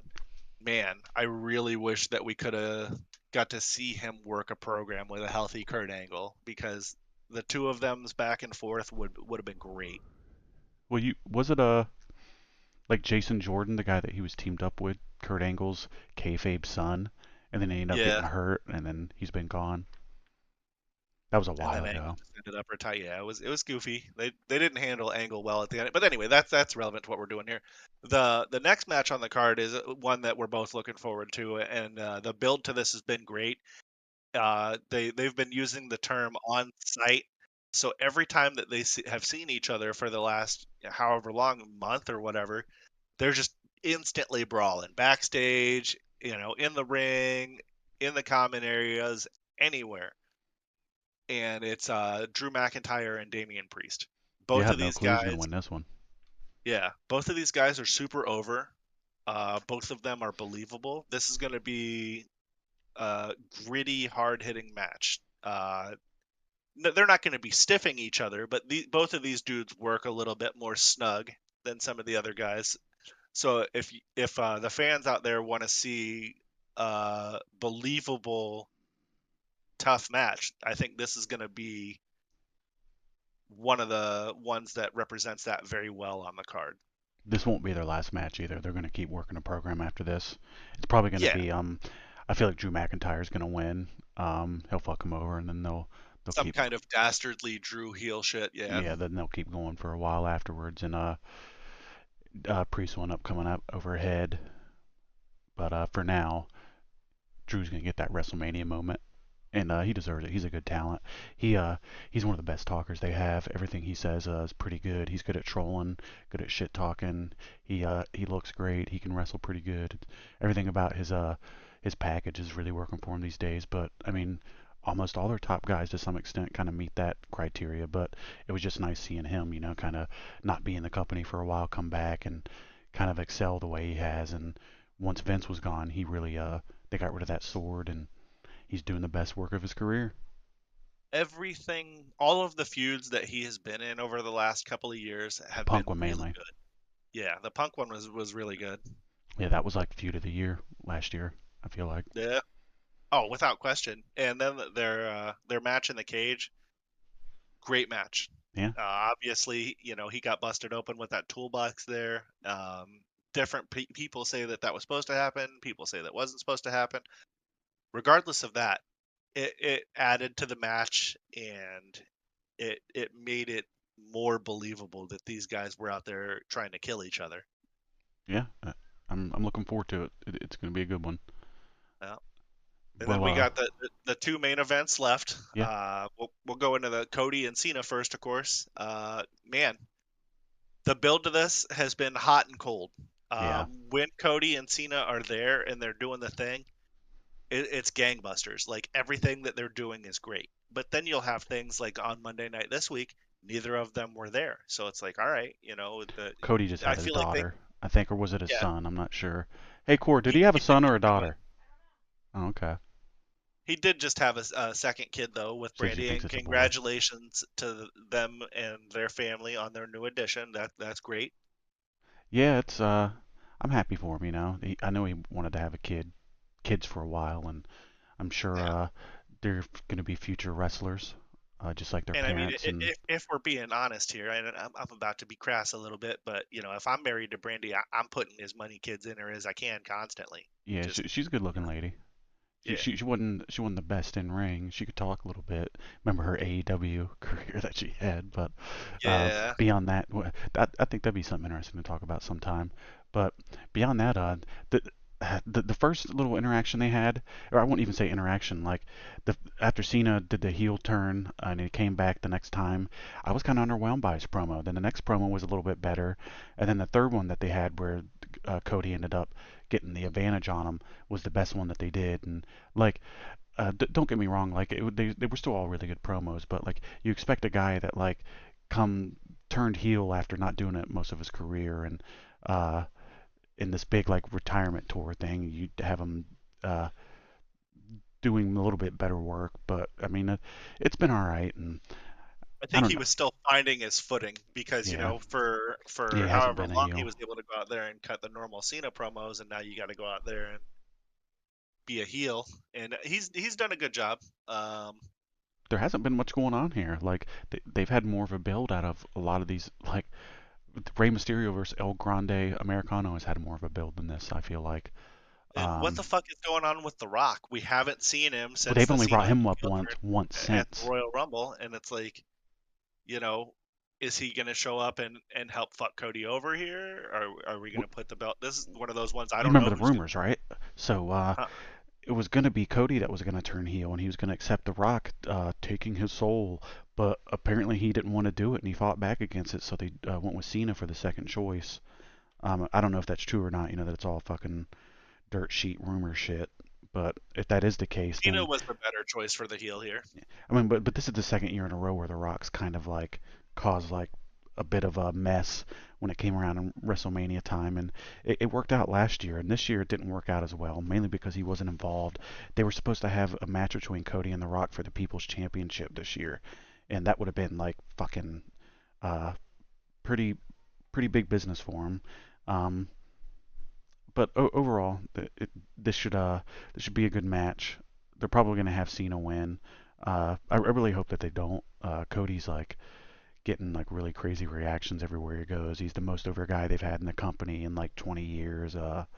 He's doing like the best gates that they've ever done. He's doing he's like the best business they've ever done. But beyond that, I just really like the organic reaction he has as a baby face. They haven't had Yeah, I somebody mean, like that since Stone Cold and The Rock. yeah, every arena around the world he comes out now, and they're all Yeah, like, he's over. Everybody loves him. yeah, everybody's singing his songs, Yeah, and and, I feel like they had Roman Reigns go on this like 3-year long ordeal, and I don't know, I'd have my personal preference would be to ride this thing out until it doesn't seem like it's working anymore. And right now it's working really well, and that this I don't know, they're gonna have Cena win.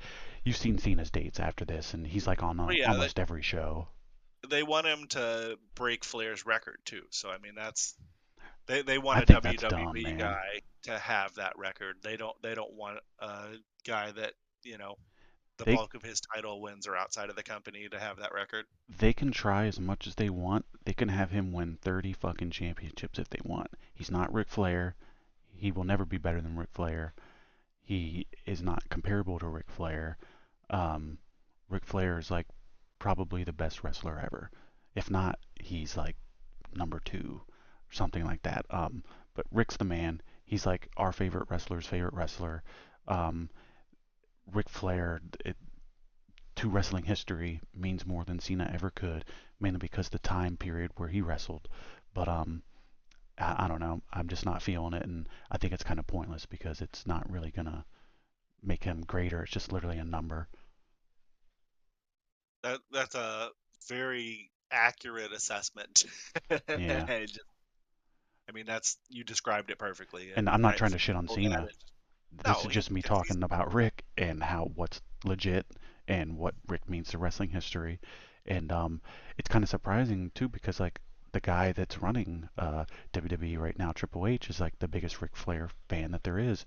And I figure that yeah, he would in his mind be like, "Oh fuck that, I'm not doing that." Hopefully that's the case because it have Rick come in and beat Cody. I'd rather see that. oh no, isn't Rick like 80 now? Yeah. That last match that he did was, whew. Yeah, he almost died in there, I think he said.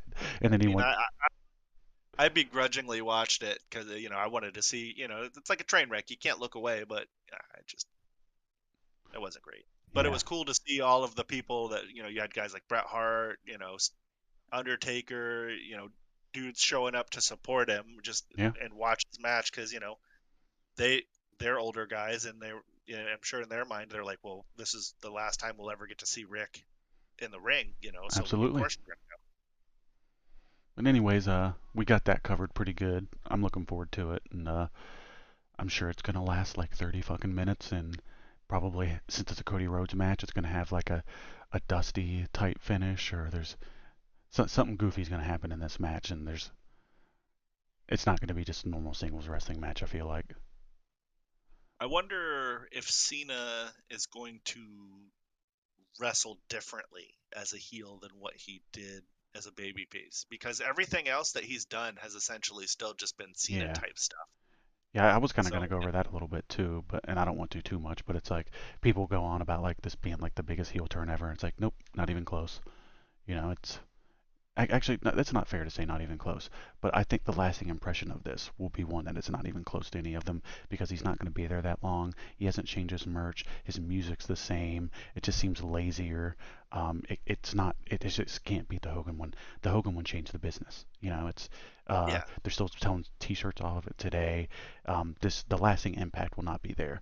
But maybe the stuff that we're going to see this year with them is going to be some good shit, and maybe I'll be proven wrong. I hope that's the case because it would be nice to see Cena one do of some my good shit. favorite things about wrestling is when one of us will be negative about something and then they go in and prove us wrong because it's like we don't want it to be bad when we are being critical of something. We want everything to be good, so like surprise us and make the stuff great. Nobody's going to be upset by that, I don't think. Yeah, I agree.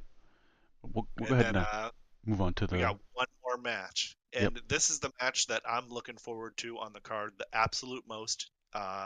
Roman Reigns, CM Punk, and Seth Rollins in the triple threat match. We all found out what the favor is going to be to Punk, and that's to have Heyman in his corner at Mania. Well, he's winning the This match. I'm is pretty sure.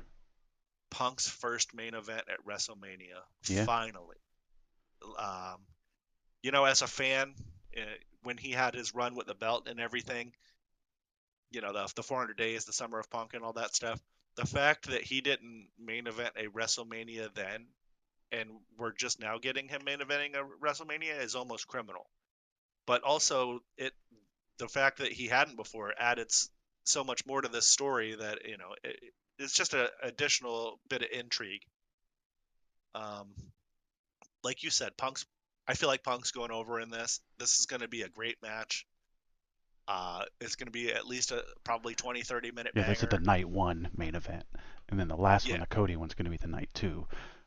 It would be funny if somehow like this impacted the other main event. I don't think it will, but I've seen some people saying like, oh, maybe there's a way that like CM Punk's gonna win this and insert himself into the night two main event, which I don't think is gonna happen. It doesn't make any sense. Um, no. but if Cena does win, Punk's gonna win this, and they're gonna be feuding. I feel like that. Why wouldn't they do that? Man, if we can get a Punk Cena feud, That's I happening mean for sure. Why wouldn't it? that that was one of the greatest feuds of the modern era. Yeah. Um, that was one of the times that they managed to swerve everybody because everybody knew Punk was on his way out. He hadn't necessarily signed to the new contract. I think he signed to the contract like the day of the pay-per-view or Yeah. maybe the weekend of when he won the belt off Cena in Chicago and ran off through the crowd from McMahon with the belt. I don't know. And It's that'll be some good shit if they go that direction, and I'm pretty sure that's what they're doing. But the build for this has been pretty good. It started off.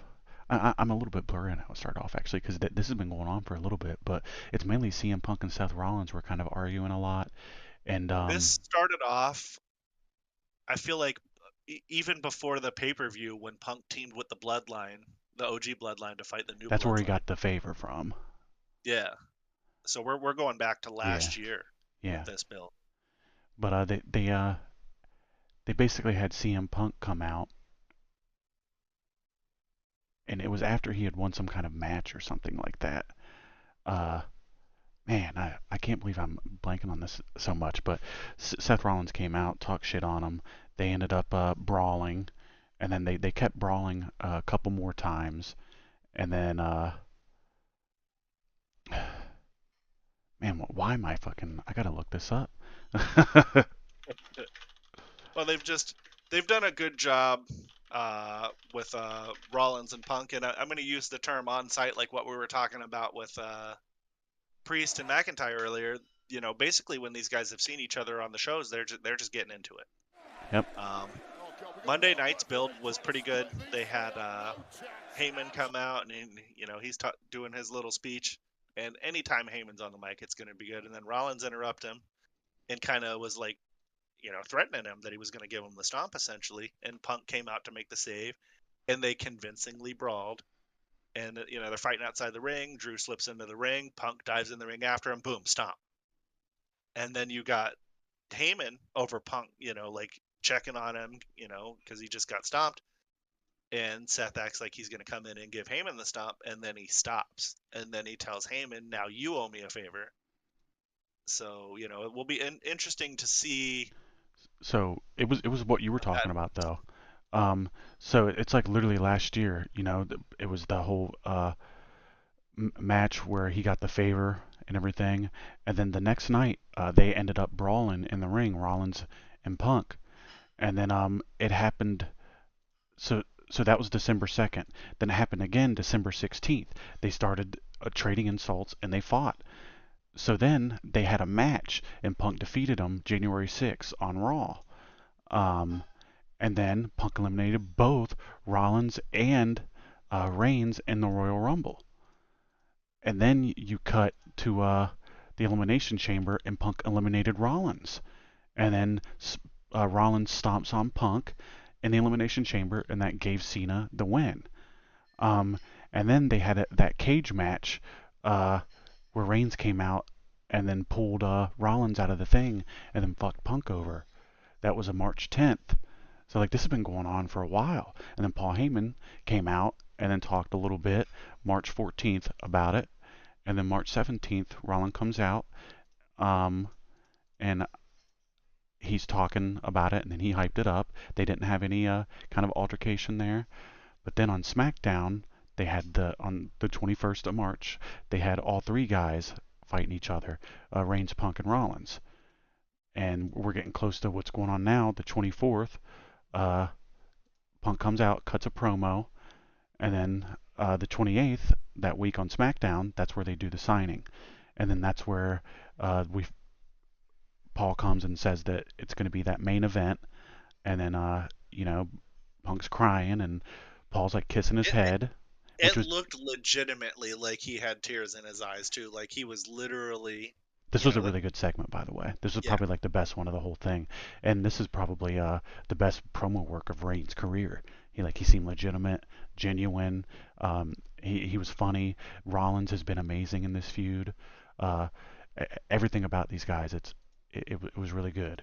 Um, And then the next one was April 4th on SmackDown a week later, where we realized what the favor is. Um, and then it's Punk telling him that Paul's going to be on his side, which this was good shit too. Uh, and then April 7th on Raw, uh, Rollins attacks Paul and says that he owes him a favor, which obviously he doesn't. It's kind of funny that Paul bucked up at him and says, "Don't you put your hands on me."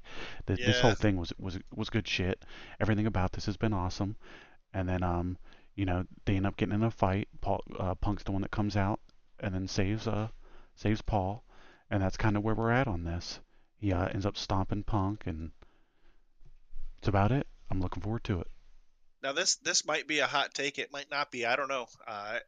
Everybody can let us know after they watch the video and comment on it. But I feel like this has potential on paper to be the greatest triple threat match of all time. Oh yeah, it's definitely gonna be. I'm really The really looking forward storyline to it. is there. The all three guys are major stars in the industry. It's had a good 5 or 6 month build. Like this is where it's at. Yeah, I'm really looking forward to it. It's gonna be probably the best match in Mania, most likely, but we'll see. All these guys, they're going to give everybody room to do their own stuff and to shine, so it should be good. It's been Well, kind of you know that. it's been kind of a little bit underwhelming compared to last WrestleMania, but and that's just because the main event with how big that was and Cody winning, that was like, Yeah, they had a 2 year build for the main yeah, event. yeah, At it's least with good this stuff. one, we got like a 5 or 6 month build for the Reigns Punk Rollins match. Yeah, all the matches should be good for the most part. Probably the one that I'm not looking forward to the most is the Naomi Cargo one, but it's had a good build, and I'm gonna give it a chance. And if it's good, I'm looking forward to being wrong about that. But uh, we appreciate you At guys. work, both of them are hot, and we get to watch them. Yeah, but Not to be a creep or anything. eh, we're it happens. We're all guys. I'm sure it's mostly guys listening to this too. But if you're a lady People listening to this, we notice people appreciate you. that are attractive. Yeah. We appreciate you guys tuning in though. We're gonna be doing the next episode. It'll be like next Saturday, and it'll be like right before WrestleMania. So if anything's Literally added, the day before. yeah, if Yeah. anything's added, we'll be talking about it. But I'm sure you guys aren't going to be listening to a wrestling podcast the day of WrestleMania. You're going to be out getting your chips, your food, well, all that kind of stuff, and setting everything up. A lot of people will have those little WrestleMania watch parties. Me and Dave will be watching. Maybe we'll do a watch along. I'm not sure if we will or not, because man, that'll be a long 2 nights of watching for like 6 hours in a row. But Right. we'll Yeah. maybe we'll just do it for the main event. I don't know. We'll talk about it and see. We're definitely going to do something. One But more thing before we sign off is yeah, I know a lot of people are doing like WrestleMania watch parties and stuff like that, where they're doing like themes and specialty foods and stuff like that. I love that kind of stuff. I'm sure TJ does too. We'd be happy to see any of your pictures from your events, your parties, and stuff like that. yeah, Please send that stuff over to us. We'd be stoked to see how you guys are partying it up and enjoying WrestleMania. I think that'll be really cool. And I mean, that's pretty much it here. I think for the episode, that's about all I can think of. How about you, TJ? you're going to probably hear my dogs here for a second. I'm pointing at them now. But Shut that dog up! No, I'm kidding. but now we're gonna have the, like I said, episode 3. I'm not sure what that's gonna be on yet. We will figure that out though. It might be more WrestleMania stuff. We got a lot of topics that we can talk about. Well, there'll be some different segments. There'll be some WrestleMania stuff. There'll be, what happened in I wrestling that week. it'll be about wrestling. I know that. Yeah, So of course. One other thing I want to stab in here real quick is fuck Tony Hinchcliffe. It's not funny to make jokes about dudes breaking their neck and potentially ending their careers. I meant to mention that earlier. Fuck that guy. That's not funny. Um, check out our Instagram, Twitter, all that stuff. OverMark ENT. We've got our link tree in the description for all of our stuff so that you can follow us. we got We've got our Spotify Discord going now. server up. Yeah, we've got our Spotify up. We've got a Discord fired up that we're still setting up, but the link is there for you guys to join, and you can interact with us in real time. We're just getting started, That's but really it.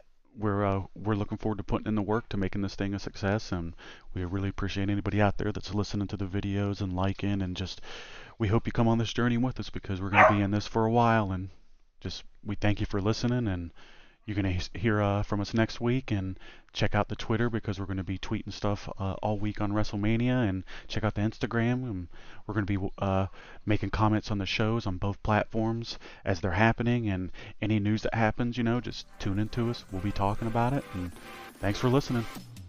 That's it. We'll catch you guys next time.